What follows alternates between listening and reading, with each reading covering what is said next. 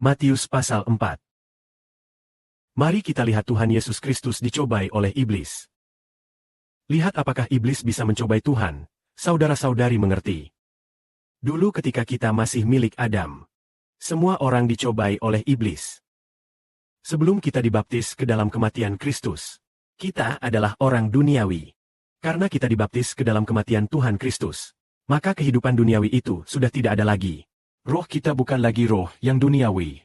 Tidak lagi memperhatikan hal-hal duniawi, melainkan memperhatikan hal-hal Roh Kudus. Dulu kita menjadi orang duniawi. Sekarang kita menjadi orang rohani. Mari kita lihat Tuhan Yesus ini.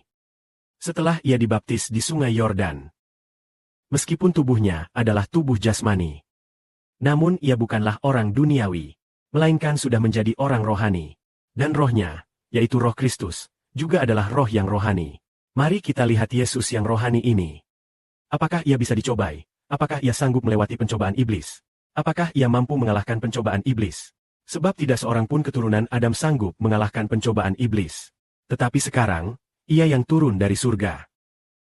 Ia yang datang sebagai manusia dari surga, sanggupkah mengalahkan iblis? Mari kita lihat. Karena dulu kita semua keturunan Adam.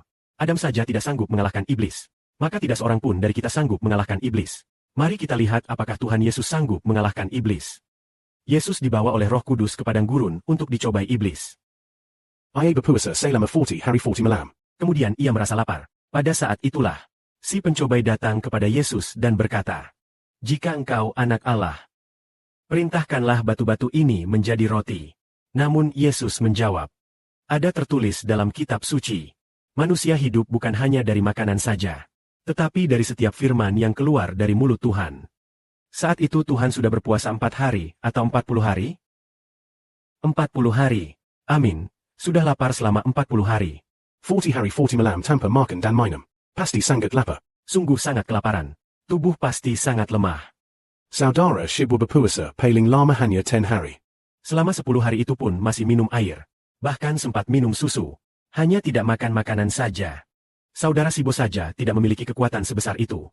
Namun Tuhan kita berpuasa 40 hari 40 malam. Pada saat kelaparan yang sangat hebat ini, Iblis berkata, "Jika engkau anak Allah, ubahlah batu-batu ini menjadi makanan." Tetapi apakah Tuhan tergoda? Tidak, ia tidak tergoda. Secara logika, orang duniawi tidak mungkin tahan berpuasa 40 hari tanpa makan dan minum. Namun Tuhan sanggup menahannya. Dan ketika dicobai oleh iblis, Tuhan dengan berani menolak dan berkata, "Manusia hidup bukan hanya dari makanan saja, tetapi dari setiap firman yang keluar dari mulut Tuhan." Jadi, ia yang telah berpuasa 40 hari namun tetap mengalahkan iblis ini. Apakah ia orang duniawi atau orang rohani? Orang rohani. Sejak Adam berdosa, semua keturunan Adam menjadi orang duniawi. Jika Tuhan Yesus ini menggantikan kita menanggung dosa, dan kita dibaptis ke dalam kematian Kristus, sama seperti kita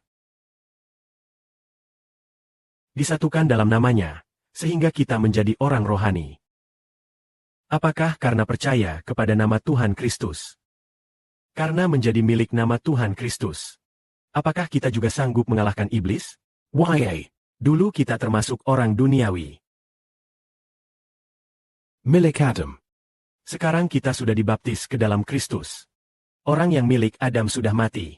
Kehidupan yang milik Kristus sekarang hidup. Barang siapa yang berseru kepada nama Tuhan Yesus Kristus, Tuhan Kristus menyelamatkannya. Supaya ia tidak lagi hidup menurut daging, melainkan menjadi orang yang hidup menurut roh. Jika seseorang hidup menurut daging, maka ia pasti mati. Jika seseorang hidup menurut roh, ia akan memperoleh damai sejahtera dan kehidupan yang kekal. Hormat dan kemuliaan bagi Bapa dan Tuhan. Amin.